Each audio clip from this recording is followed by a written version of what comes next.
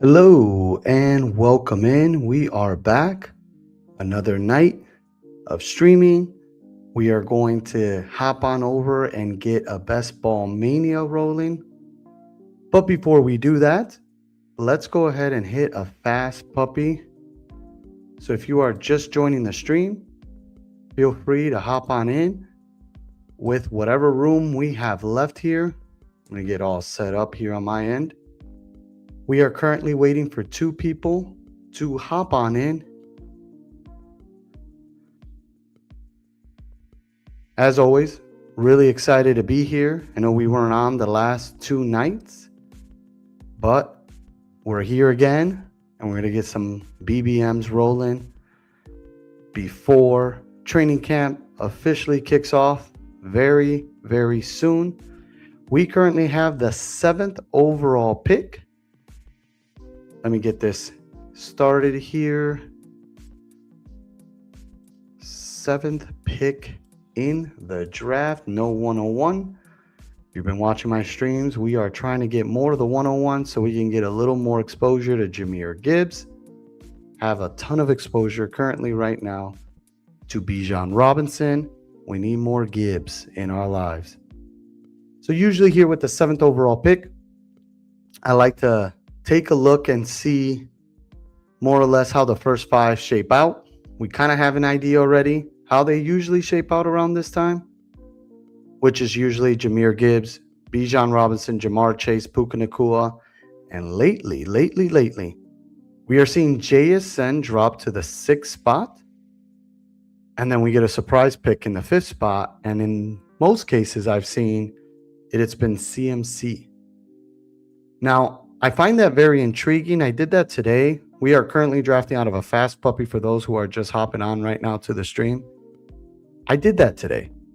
I got me a Christian McCaffrey with the 5th spot just to get another look at how these starts can get, going a few running backs to kick things off, and then kind of just hanging out more on the wide receiver side of things in the 2nd and 3rd round.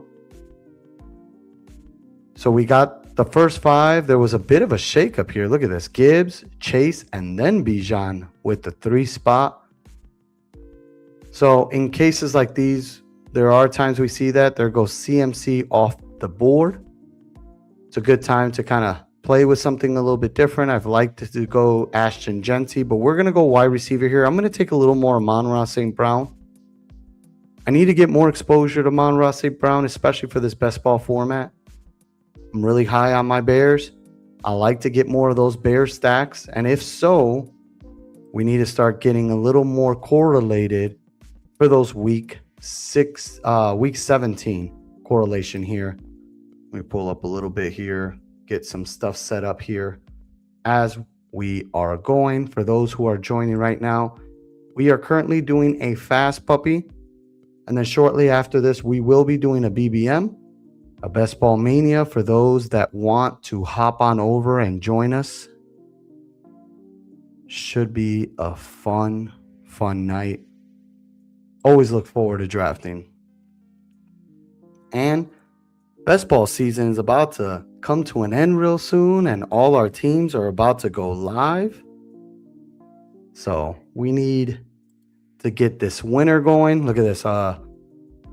At the turn, we got a Barkley and Henry team. Barkley and Henry. All right, we are about to come up very shortly here. Let's pull up this screen here.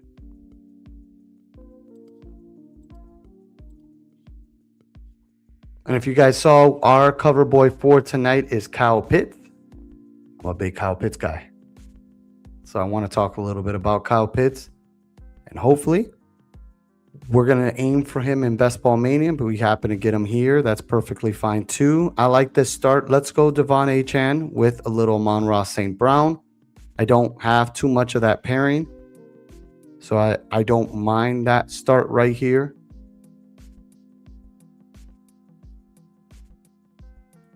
All right, let me pull up the board. And we're seeing a lot of the same guys, the A.J. Browns, the Drake Londons, the Nico Collins. I'm curious to see.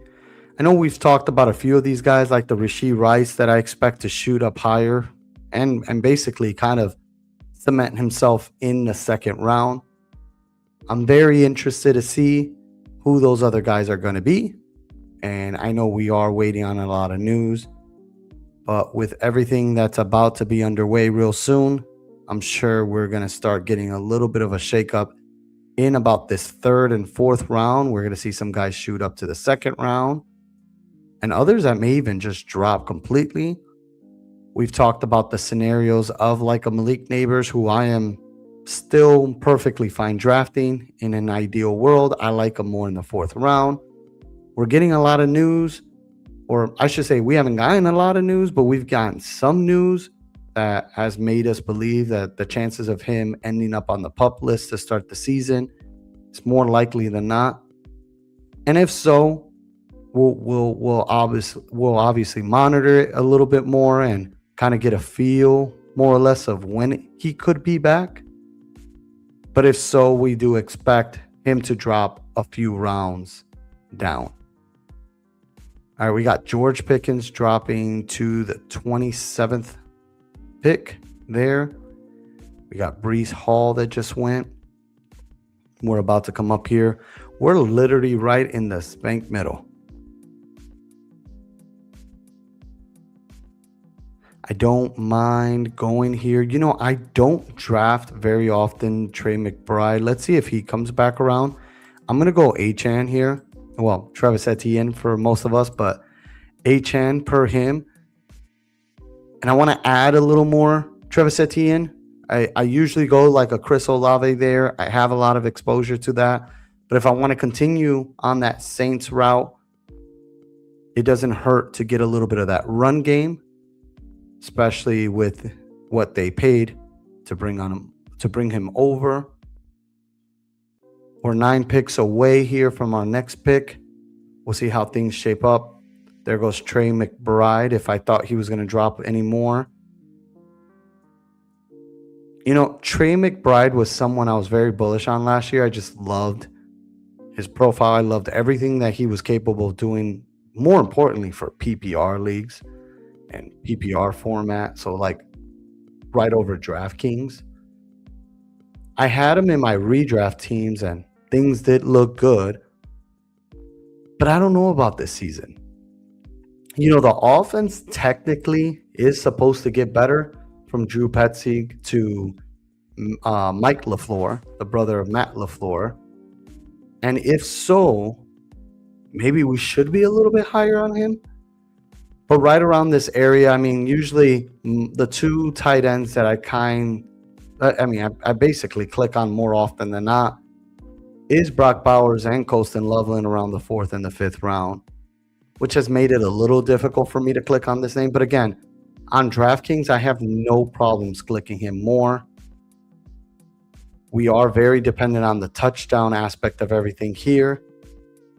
If we get our guy Malik Neighbors here, I'm more than happy to jump all over that. And we do. Again, we haven't gotten any news. We don't know yet exactly as to when he'll be back. But I'm more than happy to take him in the 4th round.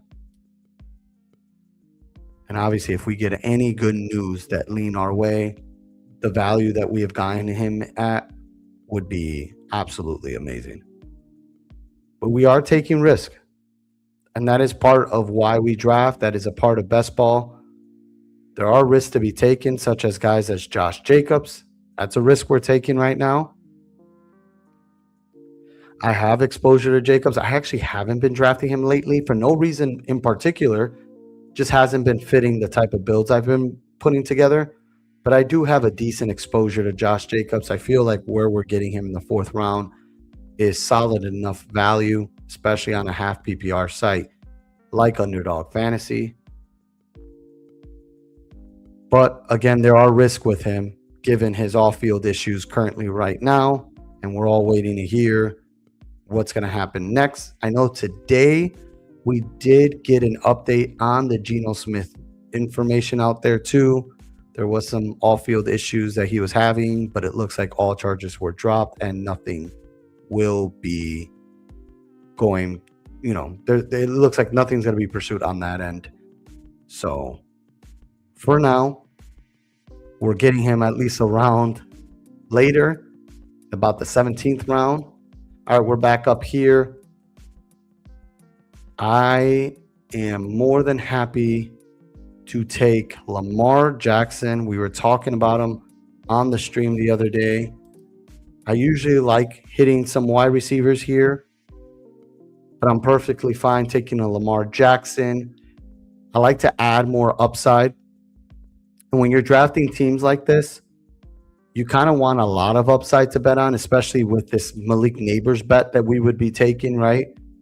Because when it all matters at the end and this team does well, you need Lamar Jackson to also be at the top of his game.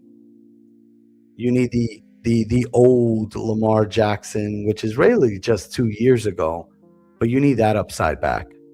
That's what we need from Lamar. And Lamar has been a pretty good player to stack with. Again, we just did a stream, the most recent stream. We were doing a lot, and we were having a lot of conversations about Lamar Jackson and kind of just obviously his potential, his upside in fantasy football, this new offense that he's in. But how much I really, really like, outside of Zay Flowers, I like how you can basically backstack him with guys like Elijah Surratt. Heck, even Rashad Bateman should be able to give you some points as well.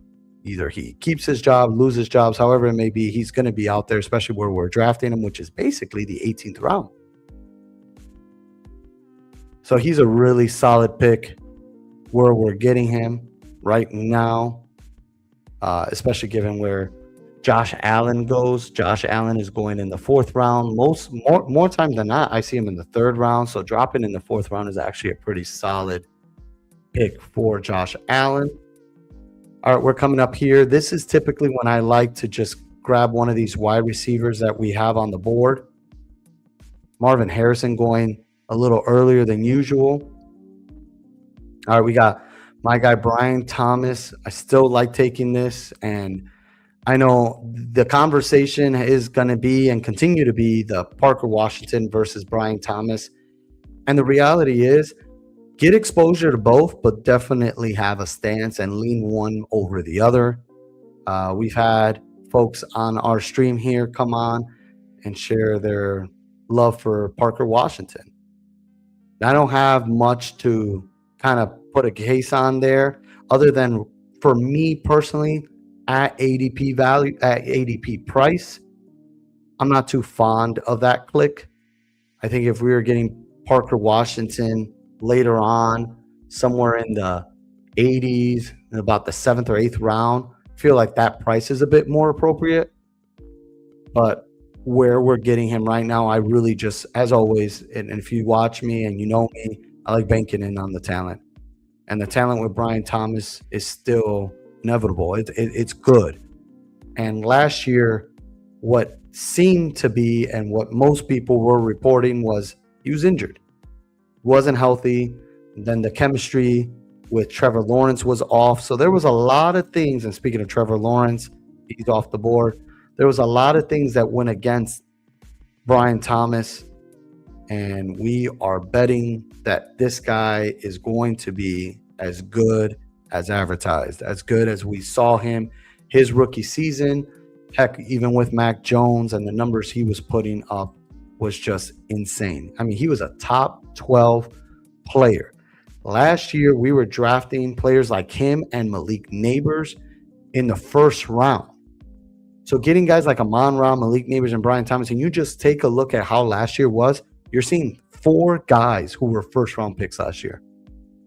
In Achane, Amon-Ra, Malik, and Brian Thomas Jr.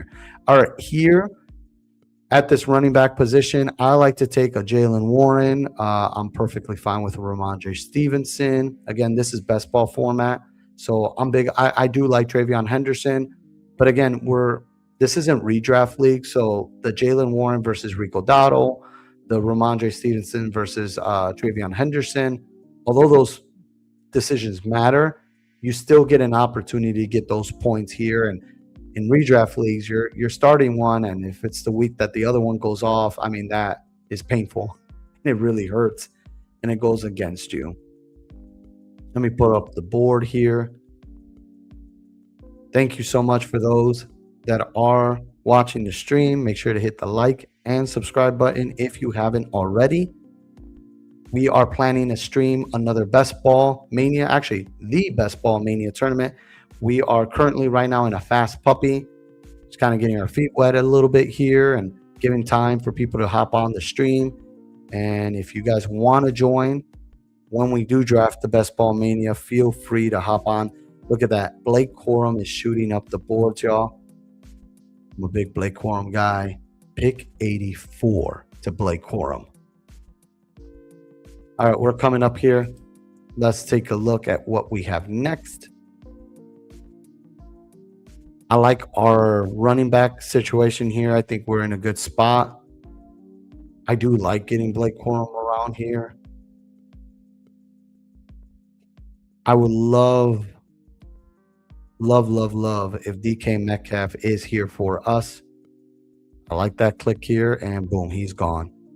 Another guy I've been clicking on more often has been Chris Godwin. I don't have as much Jaden Reed. Let's take a look at Chris Godwin. He has the best opportunity right now to be wide receiver 1 on that team. Given the circumstances, I mean, we have Emeka Egbuka still out there, but just overall, Godwin has had a really solidified role on that team. Injuries have taken him away from that role, per se. Came back from his injury last year, and you saw his target share shoot up. Injuries are always a factor with Chris Godwin, but the talent in itself, he's really good. We've seen the years that he's been healthy, or at least when healthy, he's played so well, and it's been a huge asset for fantasy football. So again, given the competition, Mike Evans being out of there, things could look up for a guy like Chris Godwin with the 90th overall pick. We selected him in the 8th round. So we'll see how that shape out. All right, with a quarterback like Lamar Jackson, feels good not to feel like we have to force these next picks. I wouldn't hate the Jackson Darts of the world, the Jared Goffs. You know, we have options here for our second quarterback, and I'm sure we're going to get to it. I don't want to force it here.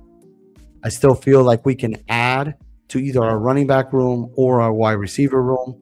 Heck, we got our guy Kyle Pitts here, but obviously my hopes is that we can get him in Best Ball Mania as well, and there goes Kyle Pitts as he gets taken off the board.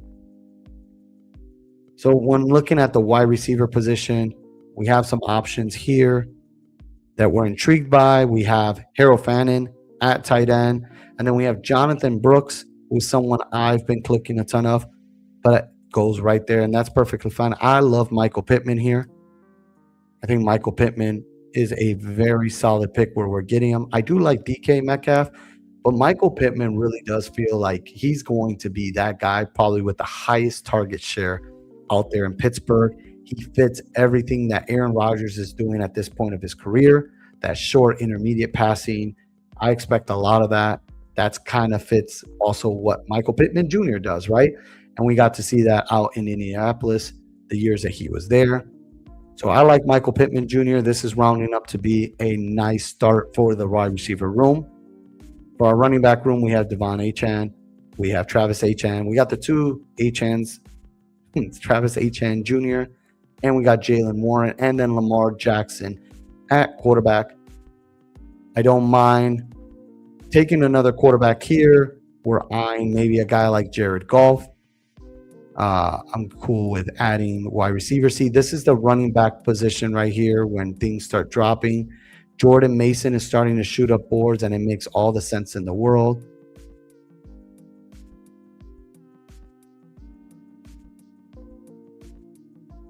Let's see here how this rounds up.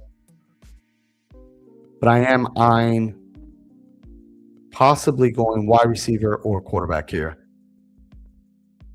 There is a massive like drop off at running back, it feels like. But at this point, you kind of already know that, and you're kind of already building towards that.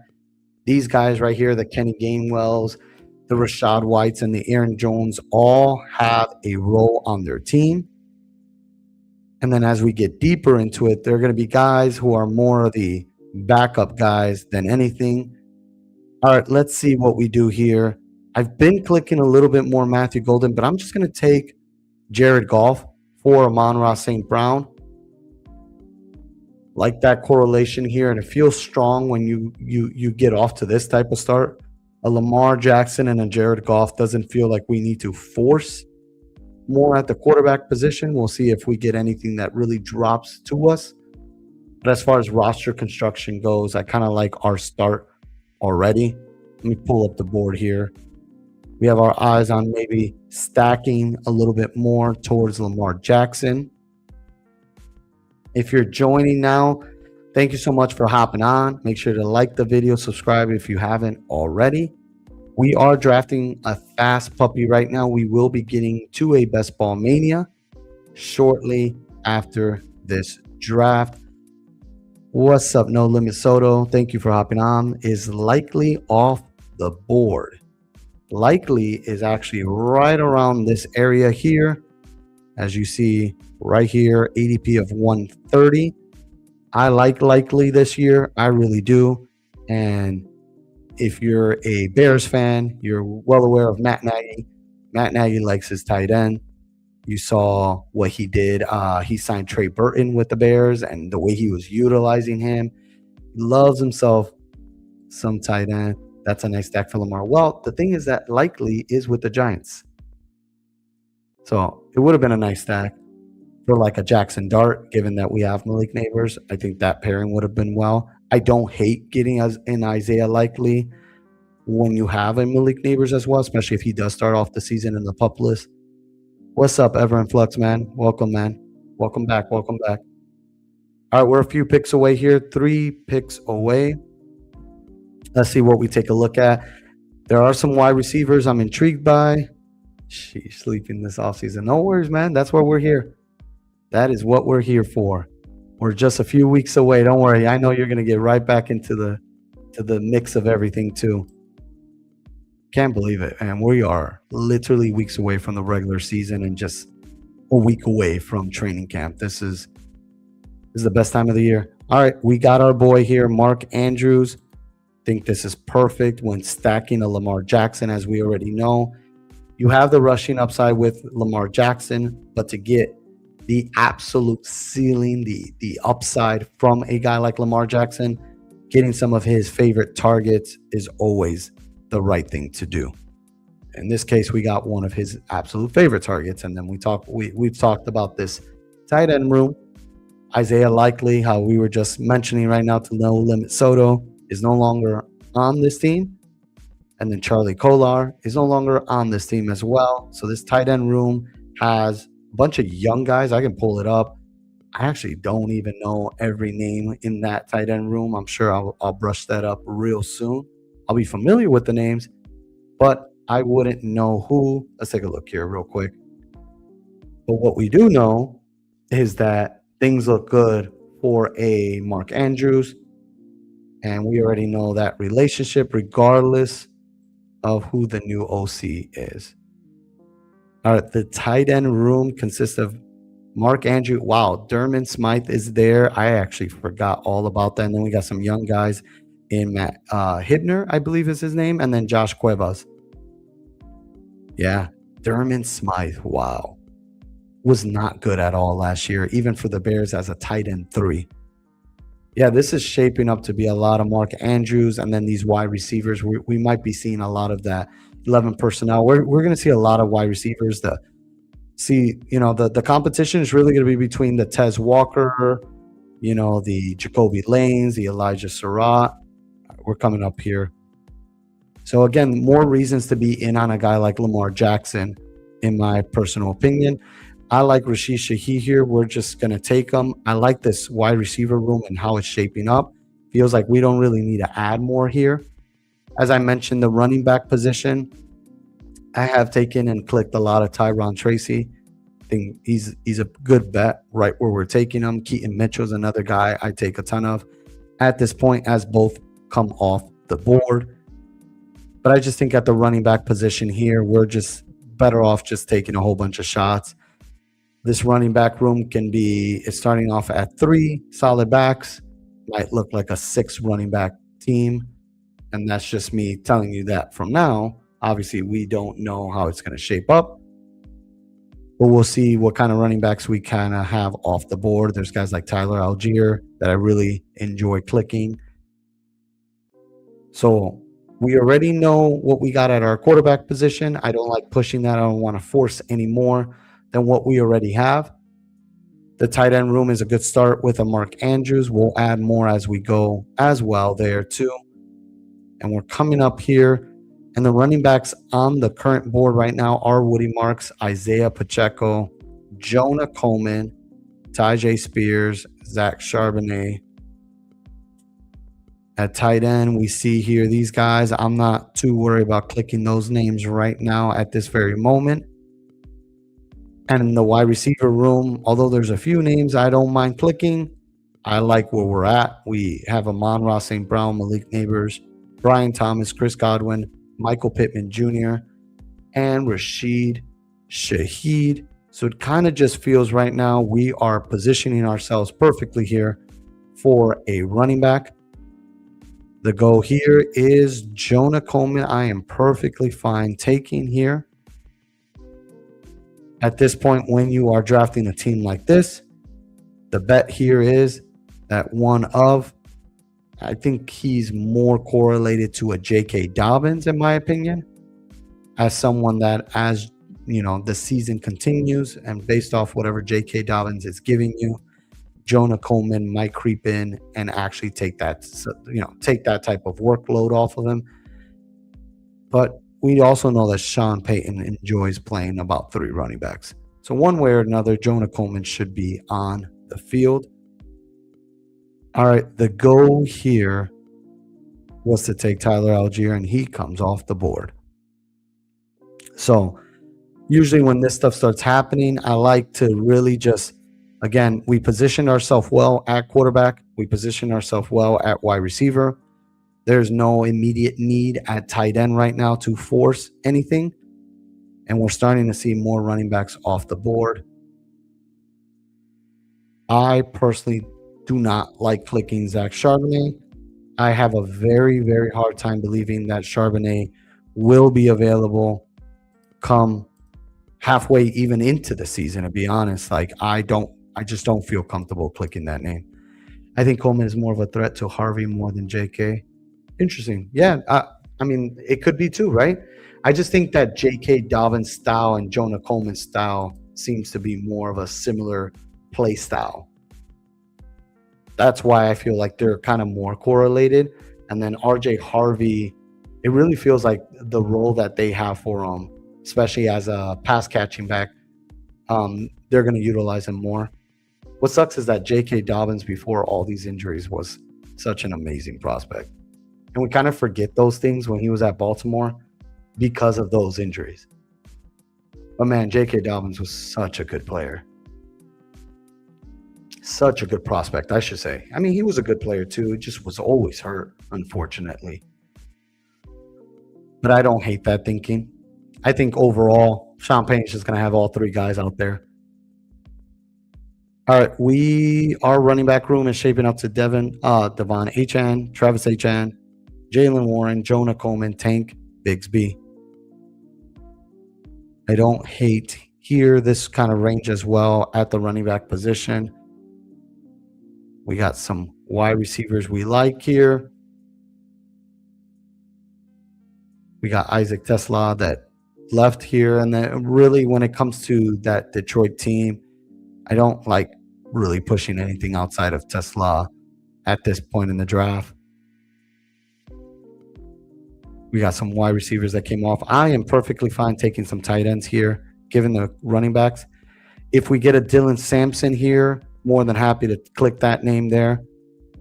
I think his role is very solidified out there in Cleveland next to Quinshon Judkins as that dude. And then again, like I said, I really like a lot of these tight ends here as well. So let's go Dylan Sampson. adding more. We got 6 running backs now in this room right here, especially with the start we kind of had. I like this route. Just add the most depth at that position. Our wide receivers feel very strong. No real bye week overlap, too. That plays a big part in this as well. For those just joining, make sure to like, subscribe if you haven't already. Thank you so much for hopping on. We will be drafting a Best Ball Mania after this draft shortly here. This is a fast puppy, kind of getting in the mix of things here. But yeah, we will be drafting a Best Ball Mania. If you guys want to join and draft along, I'll make sure to set this up and get it rolling. All right, we're coming up here on the next pick. Feels good to get a tight end. We'll see how this little tight end run. We got a guy here with 2. Here, we can pull up the board real quickly here. So we got Dulcich, who just went off the board. We got guys like Gunnar Helm still left on the board. And a few other tight ends that I'm intrigued by. We got Dontavian Wicks.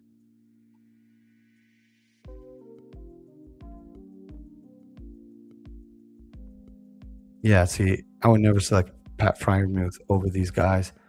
But if he has the Aaron Rodgers, I guess that makes it a little better. He does not. All right, we got a, and see, there goes the tight end. A bit of a tight end room, which is so funny to me. Let's get Terrence Ferguson here. I feel he's a perfect addition to this type of team. Let's pull up the board. We got 2 more picks here. I am a University of Washington fan, and Coleman does really well in pass pro and catching the ball. Pretty average runner, but he hits the right holes, kind of Kyron Williams-esque. Yeah. He was a decent prospect coming out this year. I think he was a bit underrated, honestly, this year coming into the draft. But yeah, I enjoyed watching him play at Washington. But I love that. Yeah, man. And all those reasonings that you have, there is more reasons to believe he's going to be on the field. He's going to be on the field more. But as always with Sean Payton, it's just so hard to ever get a full read on what he really wants to do. And bringing back J.K. Dobbins for sure, just overall seems like, yeah, he's got the lead on that role. And then we'll see how things kind of shape up as the season continues. What I do like about Denver is that they have a very solid offensive line. And they may not lean in on the passing game as much, but adding Jalen Waddle was huge for them. I still think Jalen Waddle is just going to get a ton of targets this year. All right, we're coming up here. We are in a perfect spot here for, wow, I like Elijah Surratt here. Yeah, let's take Surratt. I like that. We can always add a bit more here. Let's take a look at something here. I think Sean really likes J.K. Oh, yeah, he loves J.K. Dobbins. And bringing him back the way he did says a lot, too. San Francisco, Miami, Pittsburgh, Cleveland, and Cincinnati. We got our Cleveland. We got our Pittsburgh. We did not get a Cincinnati player. You know, someone I've dabbled with a few times in drafts, and mind you, this is a fast puppy. So doing a little bit of an experiment doesn't hurt, especially if we're trying to stay in correlation mode here. And we need a tight end. I've been perfectly fine taking Eric All, tight end out of Cincinnati for the Bengals. And if healthy, Eric All was looking really good. And that, of course, that is literally the name of fantasy football, right? If healthy, when healthy. But Eric All is really good. I like Gesicki, and I think his role is really good too. You know what? We'll consider Gesicki here. I think we are a little bit different here with our team, but I don't mind if someone were to take Gesicki because they're like, oh, he's looking for a Cincinnati Bengals guy for correlation purposes, then I usually click on Eric All. I don't have much or many like that, but I do have a few teams with that. But with all that said, I think we'll lean Gesicki first before getting Eric All for the sake of this team here. There we go. Let's get Gesicki. And then we got our Cincinnati guy for the correlation of the Baltimore Ravens, week 15 through 17, Pittsburgh, Cleveland, and Cincinnati, the whole AFC North. JK is nasty when he's healthy, averages 5 YPC, hard to beat that. Yeah, yards per carry. Again, it's the injury thing. JK was so good coming out of college. JK was going to be such a beast, man. I hated so much how many injuries he dealt with coming into the league. All right, let's review this team. For those who are on right now, we are going to hop on a Best Ball Mania shortly here, so feel free to join. We have at quarterback, we did a 2-6-7-3. Lamar Jackson, Jared Goff, Devon Achane at running back, Travis Etienne Jr., Jalen Warren, Jonah Coleman, Tank Bigsby, Dylan Sampson. At wide receiver, we have Amon-Ra St. Brown, Malik Neighbors, Brian Thomas, Chris Godwin, Michael Pittman, Rashid Shaheed, and Elijah Surratt. At tight end, we have Mark Andrews, Terrence Ferguson, and Mike Gesicki. All right, y'all, let's get on over to a Best Ball Mania. If anybody wants to hop on, now's your time. Feel free to join as we get ready to draft there. All right, so we are one of the first people there, waiting for 10 right now. Let me get this all set up for me here with the board. And if you guys hit that tab, you guys saw that one of the big, or I should say, the guy in the cover, our thumbnail, is Kyle Pitts. Kyle Pitts is a funny, it's just so funny to me, his whole story, because 10-10 team, man, I appreciate that. Thanks, man. It's funny because people are always so scared to click on Kyle Pitts, and it feels like the summer right before the regular season, it's all the conversations we're getting. This could be the year of the breakout. This could be the year. Because if you followed him going all the way back into college at University of Florida, I mean, he was a unicorn. Absolute unicorn. This man was so good. Best tight end in college football at that time. There was no argument. He was a top 5 pick for every reason possible. And the moment that he came into the league, things kind of just slowed down for him. He had a great rookie season. I should start off with that. He had a really, really solid rookie season. And then the years after that, things kind of slowed down for him. And I do believe, too, that not a lot of people give enough credit to the tight end position overall when coming into the league. Not all the times do we get these scenarios where, like, everybody just plays so well. We get the Brock Bowers. His rookie season puts up monstrous numbers. Last year, he was a little bit banged up. But those are also those type of, like, those are those outliers that, like, you don't have those tight ends kind of walking in through those doors all the time. The tight end position is such a key position in the NFL. Such an important one for franchises. And there's so much that's thrown their ways when it comes to blocking assignments, when it comes to their, just overall the types of assignments. And depending on the type of coach that you walk in the door with, their playbook for your position could be even greater than in other teams, of course. So I think that wasn't something that was taken into account. So Kyle Pitts had a solid year last year. Basically, the year we've all been waiting for. So here's the hope. Anybody's jumping on to this draft right now, and we're waiting for a few more people. Let's see, 7 people currently waiting for. So if you guys are hopping on now, make sure to join the draft. Out of first-round rookie tight end finishes in PPR points per game over the last 5 seasons, Kyle Pitts ranks 12th. Let me repeat that again.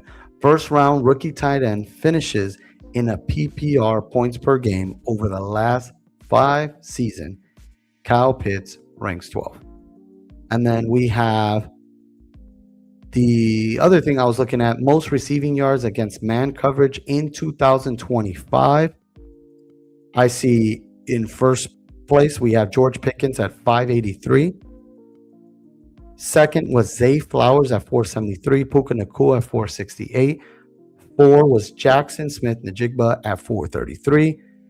At 5, CeeDee Lamb with 427. 6, A.J. Brown with 366. If you're following, you kind of have already an idea where I'm getting with all wide receivers. At 7, you had Nico Collins at 362, tied with Amon-Ra St. Brown. At 9, we had Jameson Williams at 346.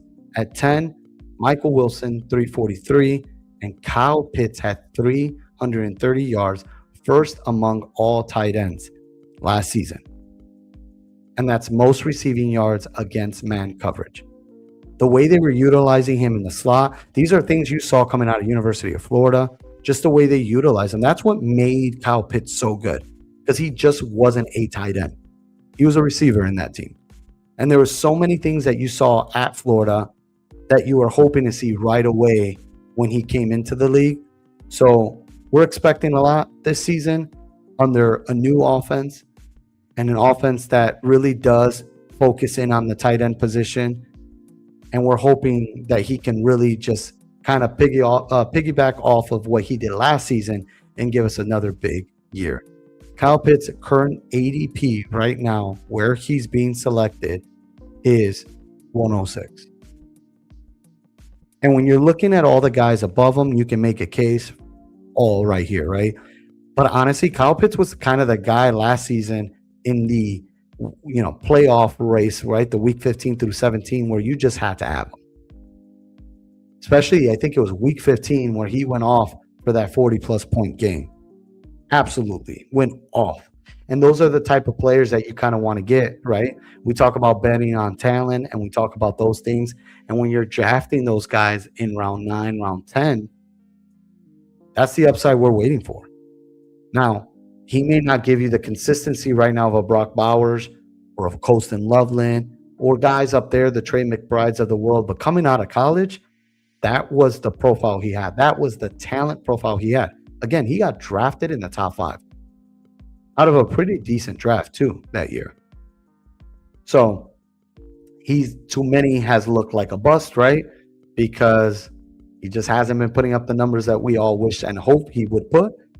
Let's see if now that he's gotten a little more acclimated into the league, things can start looking up. All right, the draft has just started. We are picking out of number 6. If anybody was able to make it in this draft, let me know where you're at and where you're slotted.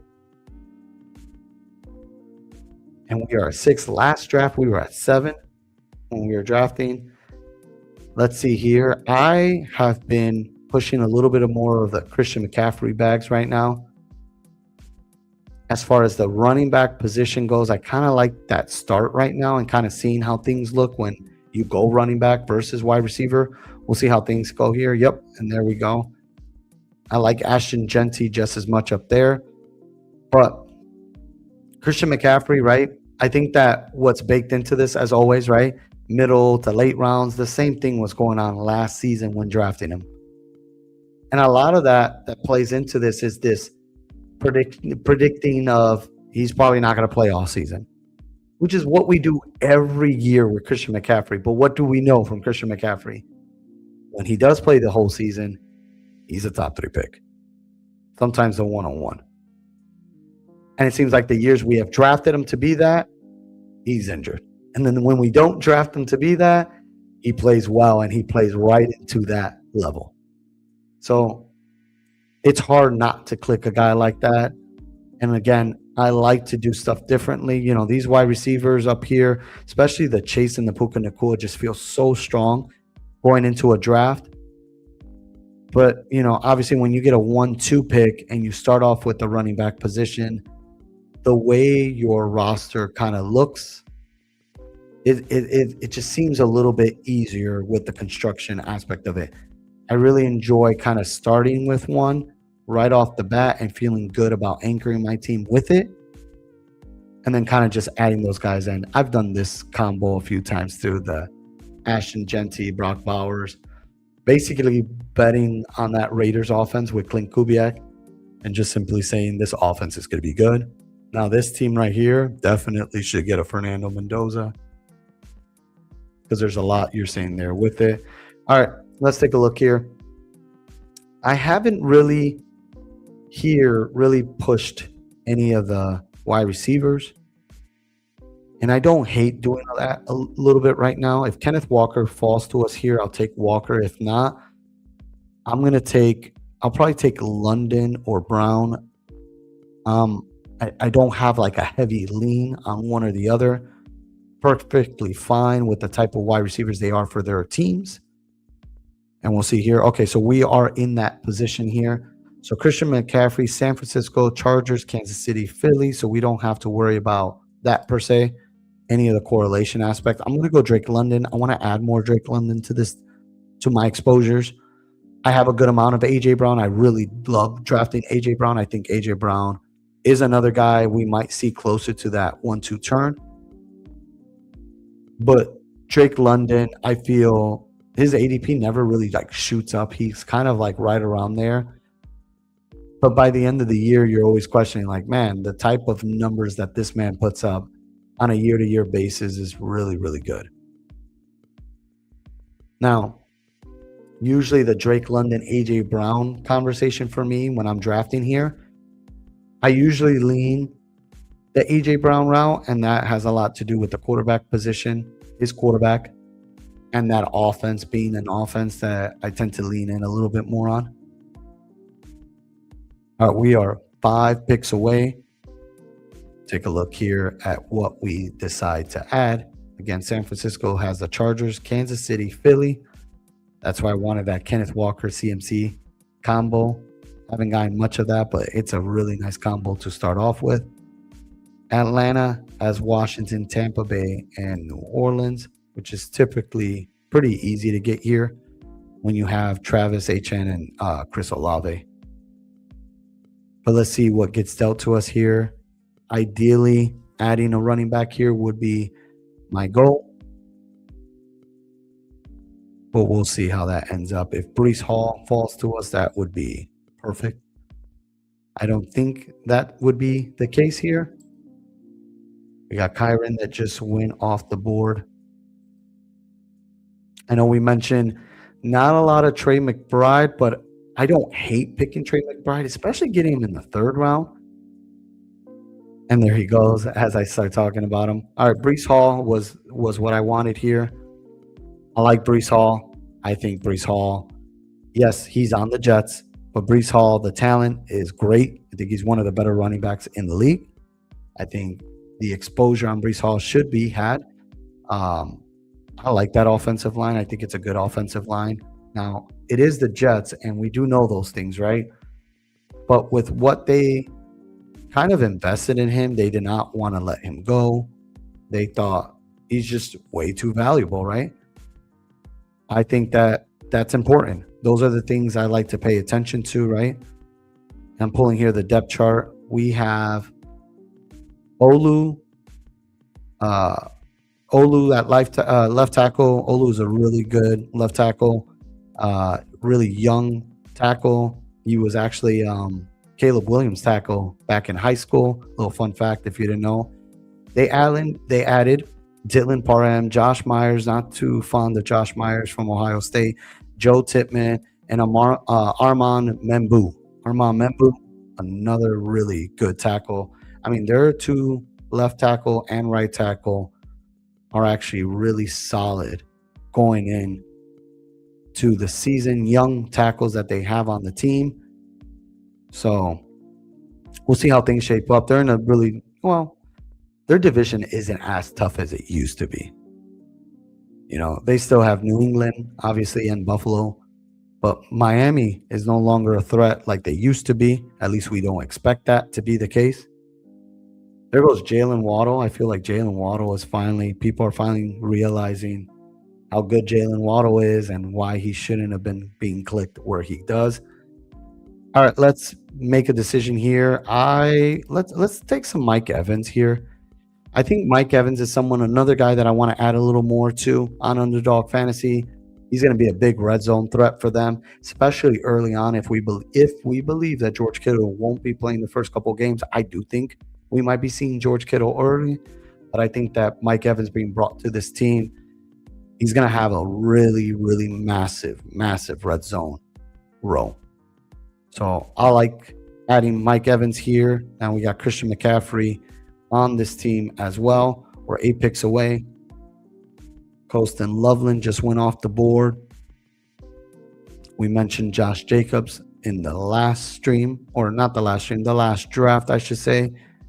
And usually these are about the same running backs that go in the 4th round.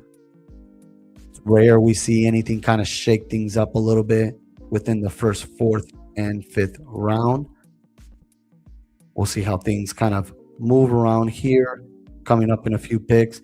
So in an ideal world, I think that this team absolutely would look good with a Brock Purdy. We'll see if those things fall our way as we continue here. Lamar Jackson, Zay Flowers, Jahmyr Gibbs, and Terry McLaurin. This is a pretty nice start for pay stacks in the 1 spot. I don't hate that at all. I actually like that. They got the combo of Lamar and Zay Flowers alongside some really high ceiling guys. All right, we're coming up here. There are Kansas City Chargers and Philly. Let's see here. Let's go. Wow. Going right down to the wire, right, guys? All right, let's go Judkins. I have a lot of DeAndre Swift. I do like Swift. We're going to go Judkins here. Another guy, again, we talk about exposures. We talk about things we kind of want to start adding now, because very soon things are going to look a lot different once we start getting more news. And we're about to start getting those in the next couple of weeks. And we've gotten good news on Judkins, but the more good news we keep getting, the higher Judkins is going to go. And I would not be shocked with the news that we get from Judkins if he at least jumps one more round. It would not shock me. So getting him where we're getting him, I'm perfectly fine with that. We'll see how this offense looks with Todd Monken. And they did a full revamp of their offensive line. An absolute full revamp. I think those things obviously are very important to follow. Offensive line play plays a big role, especially for the run game. Which QB route are you looking to go in? Well, if you're talking about this team, I definitely want to get Brock Purdy in. Thank you so much, Andrew, for hopping on the show. Again, for those who are joining, make sure to like the video, subscribe if you haven't already. Thanks for hanging out. We are drafting the best Ball Mania. We're trying to see if we can get a winner here. All right, so I'm pulling up the Cleveland Browns depth chart. Spencer Fano, great draft pick for them. Right now, he's projected to be their starting left tackle. We'll see how that looks too. All right, we're coming up here, and now we'll look into that real quickly. See, now with a start like A.J. Brown, Drake May would have been perfect here, right? That's not the start we got. I'm hoping to get our guy here if we're able to. We did not get him, and that's perfectly fine. I don't hate. Let's go.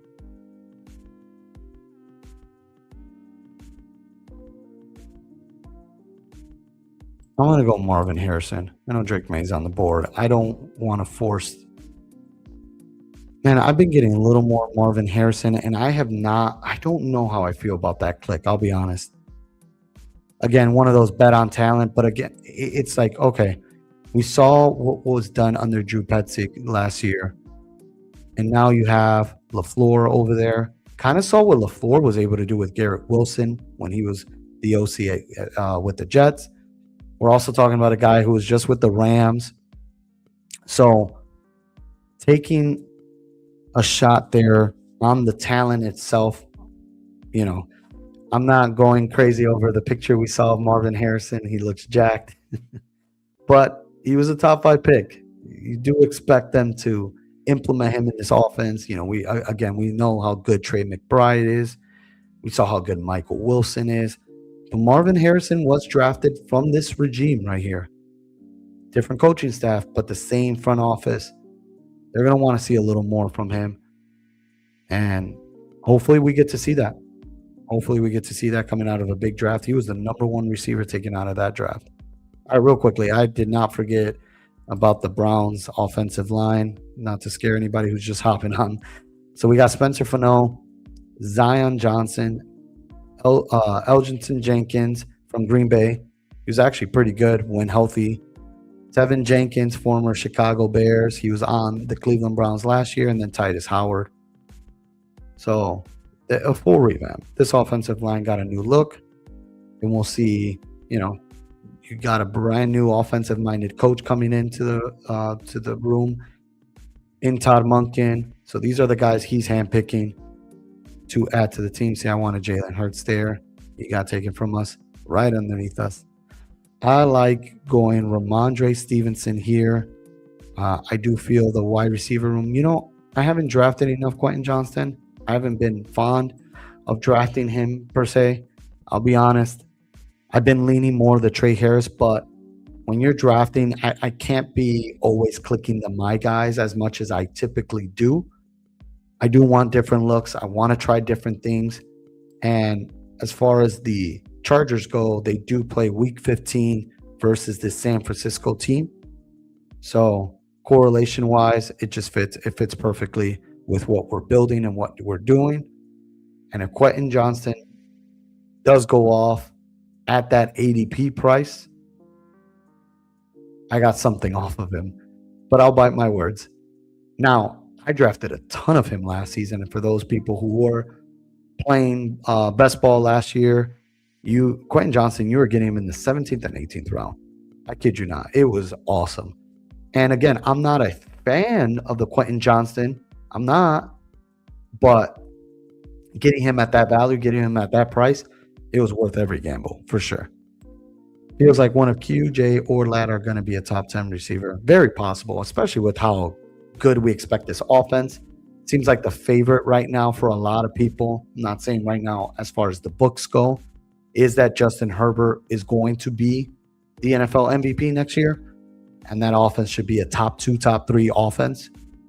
And if so, the expectation has to be that one of those guys, my lean is obviously Ladd McConkey right now, but a lot of guys are going to eat in that offense. Mike McDaniels and the way he kind of works things there, you're going to see all the tight ends play, and there goes Justin Herbert off the board. But yeah, you're going to see a lot of guys. Charlie Kolar is another guy that everyone's talking about. He's going to be on the field a ton, given his role and who he is. We'll see. QJ could go scorched earth. He flashed the potential last year. He did. I think my issues with him here. Let's take our guy Blake Corum here. My biggest issue with him right now has been the same thing with him, man. It's his drops. I just, as far as the wide receiver goes, I don't know, man. Johnston, I've struggled with Johnston just as much as he struggled in the NFL, right? I had a really strong year last year, so I think when we're banking on him, I'm not a fan of his ADP. That's all it is. Had he been a few rounds lower, kind of, let's see here, kind of pull up here. Had he been right around here, I would feel a little better about it. But there's still guys that I prefer clicking over. Heck, I like Michael Pittman Jr. Right now, I like Michael Pittman Jr. over him. But yeah, you're either a Quentin Johnston fan or you're not. That's really what it is. Ladd McConkey's price is high. I won't deny that. But let's be honest, everyone's excited for this team. Omarion Hampton is going in the second round, so we need a big year from him, right? For this to truly, truly work out too. Here, I'm hoping we can get our guy here to complete our stack. It wasn't him. We're one pick away from that. I'm really hoping we can get him, and there we go. Sometimes waiting on these guys is a risk, and it hurts us, but we got our guy. All right, I like the way that things are shaping out. We got Brock Purdy, Christian McCaffrey, Breece Hall, Quinshon Judkins, Blake Corum, Drake London, Mike Evans, Marvin Harrison, and Quentin Johnston. Not a bad build. 144. It's a different look, especially from the draft we did prior to this. For those joining, thank you so much for hopping on. Make sure to like the video, subscribe if you haven't already. We are on our second draft right now. We are drafting Best Ball Mania, hoping to draft the winner here, and you guys all be witnesses to it. That would be awesome. All right, we are rounding up here. This is usually like where this quarterback run goes. Cal Manungai going a little earlier than I like him. I've mentioned before, not been one of my favorite clicks. If there has been one name that I've seen shoot up the boards in the last week, has been Jordan Mason, which makes sense because I've said this before. Jordan Mason fits more the UD format, and Aaron Jones is more of a fit over at DraftKings. I've clicked some Damon Claiborne also at the very end of drafts. I think they're really high on him, and we shall be seeing that real soon as training camp is about to be underway. And then we got the preseason. I mean, everything is just coming back for us. It's an exciting time for football fans. I do like this drop on Jacoby Myers if we happen to land him here. If not, I am good. Wow. See, typically I take a Matthew.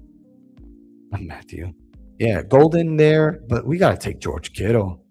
Complete this stack. We have Brock Purdy, Christian McCaffrey, Mike Evans, and George Kittle. Our bet here is all on the San Francisco 49ers to be elite. To be a top 5 offense is what we're doing basically when we draft a team like this. Is their window still open?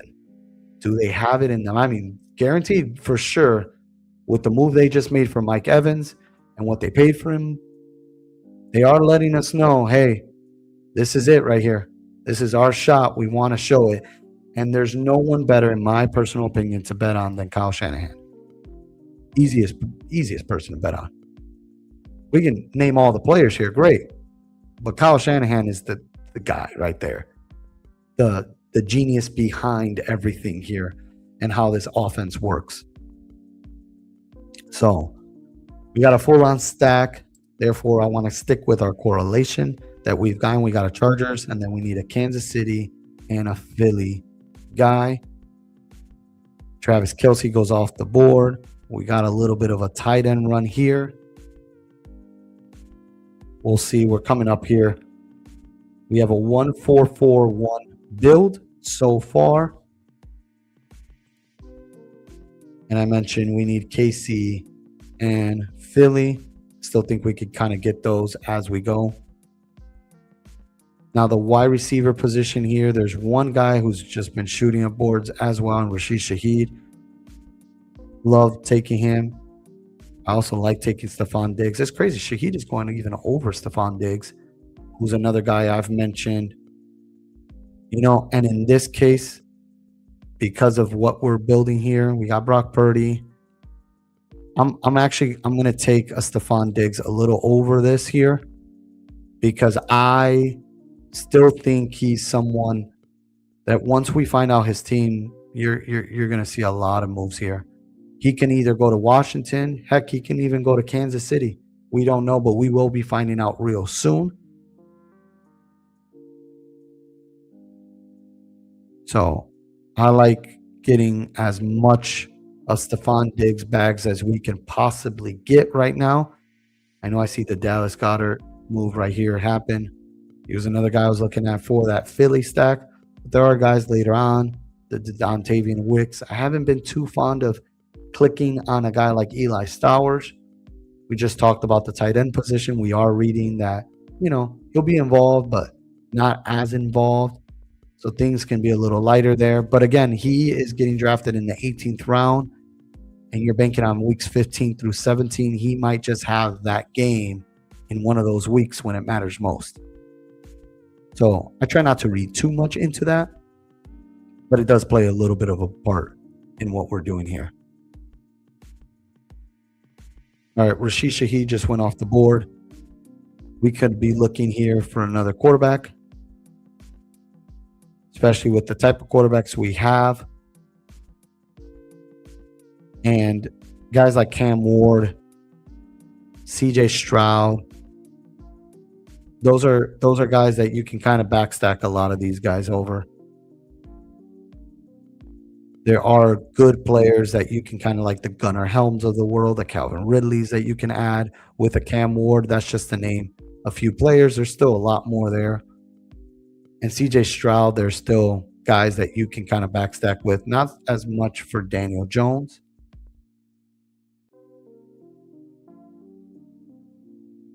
Kind of like Keaton Mitchell here, just to add on more, especially when we get kind of like this stack. And there goes Keaton Mitchell. Let's go. We're going to go ahead and take our quarterback here before we get boxed out of one. Definitely gotta keep this quarterback room strong. So right now, as we're seeing it, we got Brock Purdy, Cam Ward, Christian McCaffrey, Breece Hall, Quinshon Judkins, Blake Corum. We have Drake London, Mike Evans, Marvin Harrison, Quentin Johnston, Stephon Diggs, and then at tight end, we have George Kittle.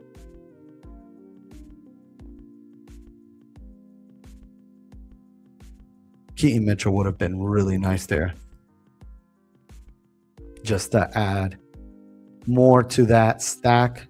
There are a few other players there. We'll see as we get closer if we get to land any of them. And then the other team that we're looking for as far as that San Francisco correlation is the Philadelphia Eagles. There are a few options as well as we are rounding up here. We are in round 13.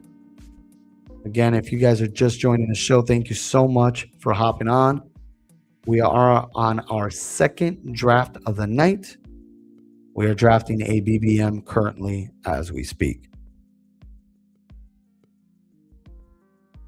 There are some options that I like to go here as well. Daniel Jones was one of those options that I was thinking of.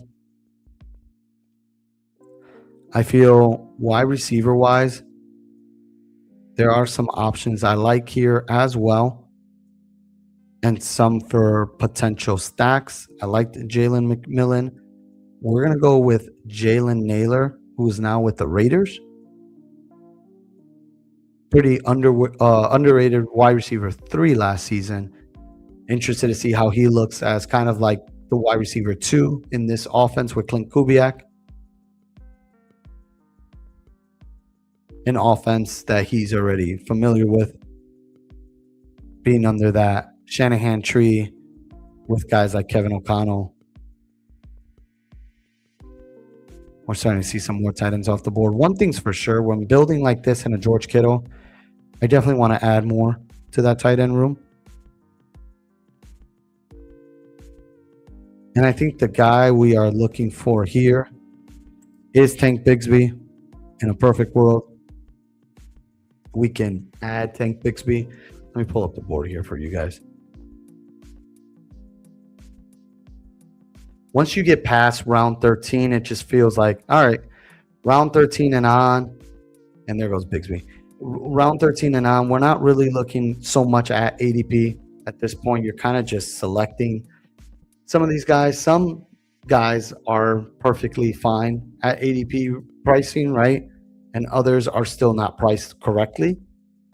Therefore, it's perfect, to just go get those guys here. So we got wide receivers. And then we got our guy coming up here. Feels like every time I mention one guy, they come off the board. So there goes Fernando Mendoza, another guy I was looking at drafting here. I think what we're going to do here is we're going to put ourselves in position. I'm going to take Adonai Mitchell a little earlier than I usually take him. ADP of 171, pick 163. That's not too bad. Sometimes he falls a little bit more than that. I do like taking Debo over him, who just went right now to Danny Dimes Jr. Debo, another guy just like Stephon Diggs. We're waiting to find out where he ends up next. And depending on what team he ends up, will determine a lot on where he settles overall. Let's pull up the board here. We're 8 picks away from the next one. See, and this is the beauty of drafting Best Ball Mania. Very different from different, like other tournaments. When you're in a fast puppy, you can kind of pull off a few more things. On Best Ball Manias, depending on what kind of room, and we are in a room full of sharks. Just like all these dudes. Look at everyone's badge in this room. Just about everyone has a badge. Just about. We got a few that doesn't, but these guys know what they're doing. They're watching along what we're doing as well as everyone else on this. And that's the proper way of drafting, right? Sometimes you get lucky and you end up in a draft room where nobody's really paying attention to the stacks you're creating. And you may get lucky then. I used to feel the later the night was, the better it was to draft. That's not the same anymore. Definitely not the same. I just think best ball community overall has just gotten sharper. It really has. All right, we are about to come up here. Let's take a look here real quick before we go up. Just taking a look at how everyone's team is built right now. I know who I want here. I'm hoping he doesn't go here. Perfect. We got Algier. I was not thinking of Stribling. I'm not going to go too crazy with this stack. I like Algier. Algier's been one of my favorite clicks right now, man, for this spot right here. Been enjoying that click. Gunnar Helm goes. Man, this tight end room is going to be tough. Yeah, this is not a room. This is not a room that I feel too confident on. This is absolutely a 3 to 4 tight end room. Thinking of some ideas that I can do to kind of wrap this up towards the tail end that might help it a little bit more. Yep, that's exactly what I was thinking of, man. Right there. That's how strong I'm going to feel, because George Kittle, if we were to get a different information on him, that's going to shape up a lot here.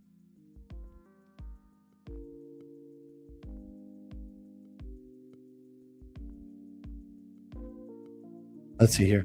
I think the best route we can do right now is get the tight end that just went off the board. Look at that. All right. This is the draft room we have been handed. Everyone's aware of what's going on here. All right, let's get a guy, Pat Fryermuth. At this point, this is what you kind of have to do. Yep.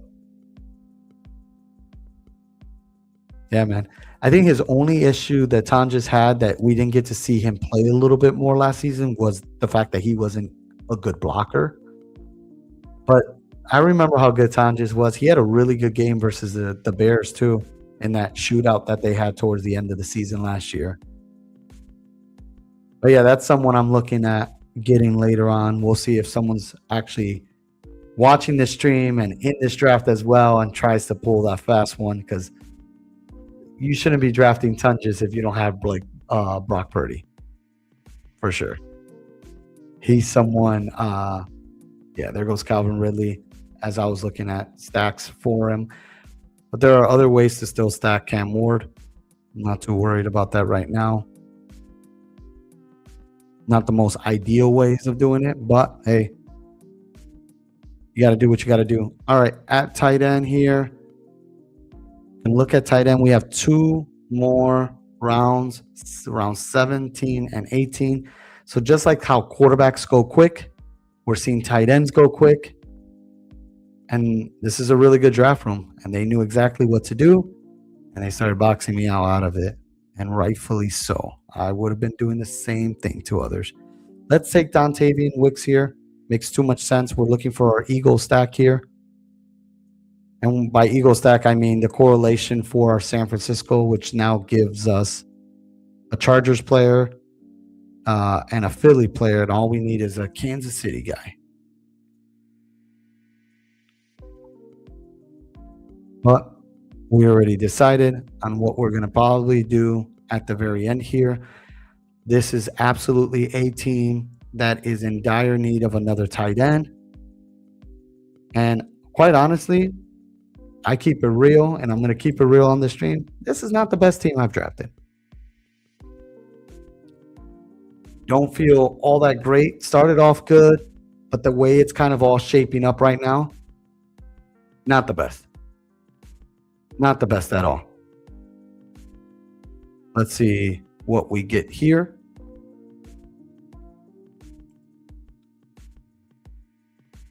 No, I think, yes, the quarterback room could have used some help. I think in that case right here, I was really looking at just correlating since how big of a stack we had with San Francisco. I think we've invested so much on San Francisco that if this is a team that's carrying us over, I like correlating those guys for sure.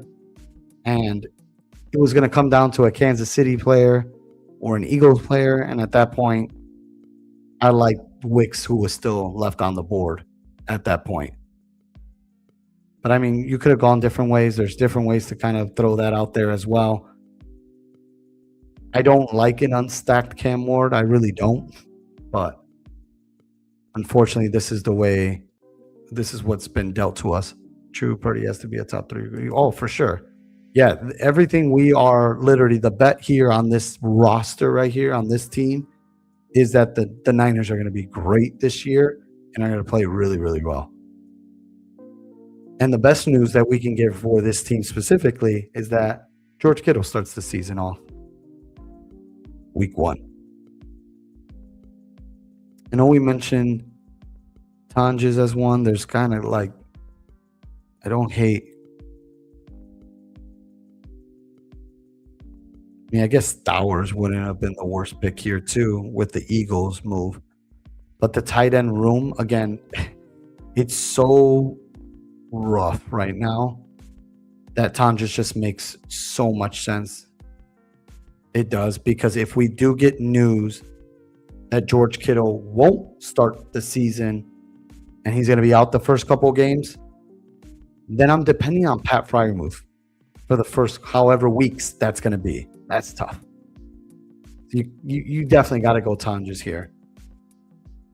And quite honestly, since I'm not, and here we'll finish this draft right here. And since I'm not in love with this team, we're gonna do one more draft. Why not?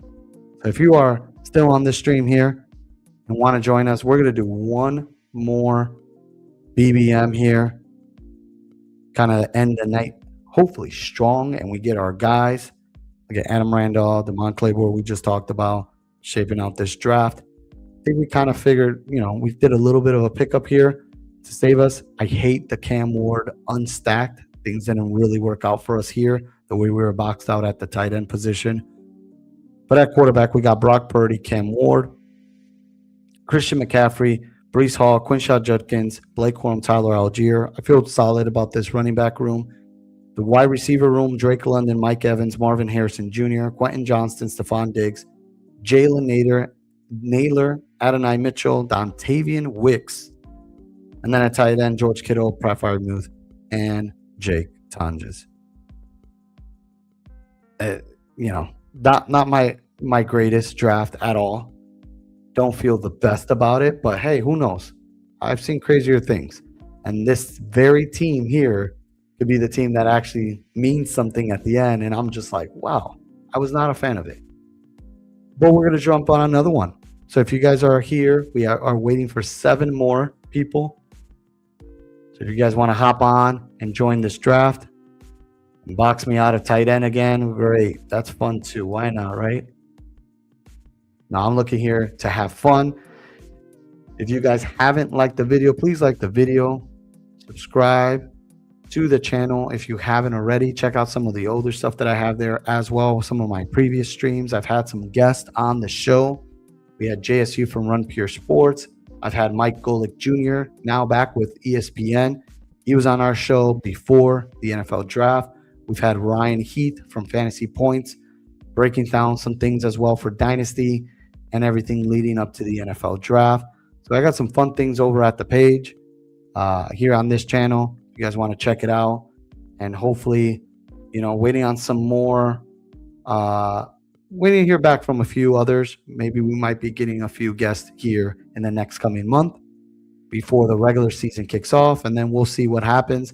The regular season, I plan to still be putting out a lot of content.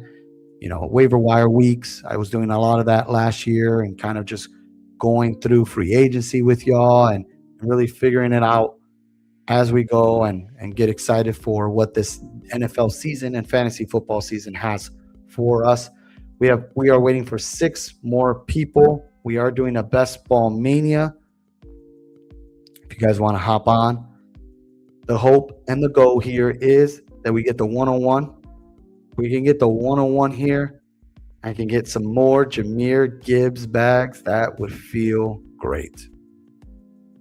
Feel great. That's what I've been trying to get the most. I definitely don't want to be under on that exposure come the regular season. But again, you can't get Jahmyr Gibbs if you don't have the 101. You might get lucky with the 102 if someone, selects someone else outside of Jahmyr Gibbs, like a Bijan or a Jamar Chase I have seen in the past, but it has not come my way. So that is the goal. We are currently waiting for 5 more people. If you guys want to join, thank you so much for hanging out right now. Always enjoy being amongst the best ball community, fantasy football, talking ball, and really just putting teams together, right?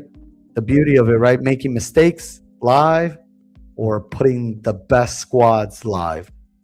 So much can happen while you're on live with everyone watching.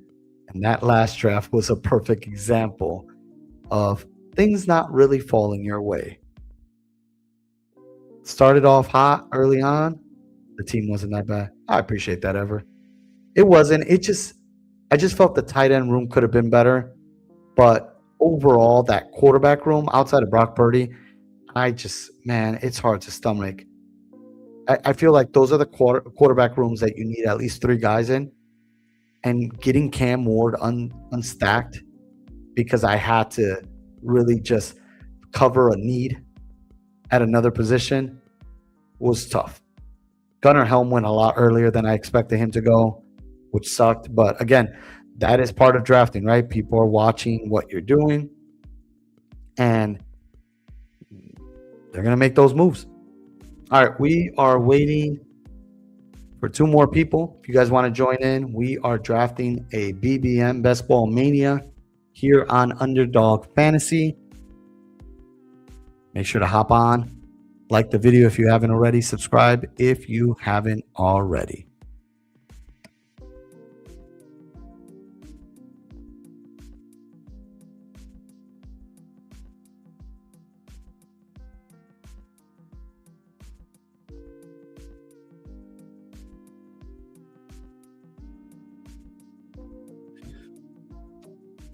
Let's see what we get here.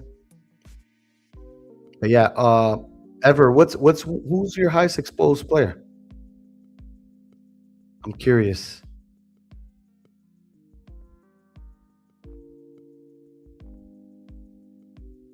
Monra, Omar, and Travis. These are all the guys. Oh, this is I got the most insane BBM room one time and ended up with. Okay, gotcha. I just got this right now. Nice. Okay, so you did get QJ. You got Love with Christian Watson. Nice. All right, it's pretty solid. Monra and Omarion Hampton. Yeah, I like, man, that Herbert stack is huge. That's my best BBM team, and Parker Washington is my highest. Yes, I do remember you sharing this. Yeah. You are high on Parker Washington, and I'm on the other end of it. And my friend, one of us is going to be on the right side. Hopefully, both of us. It would be really cool.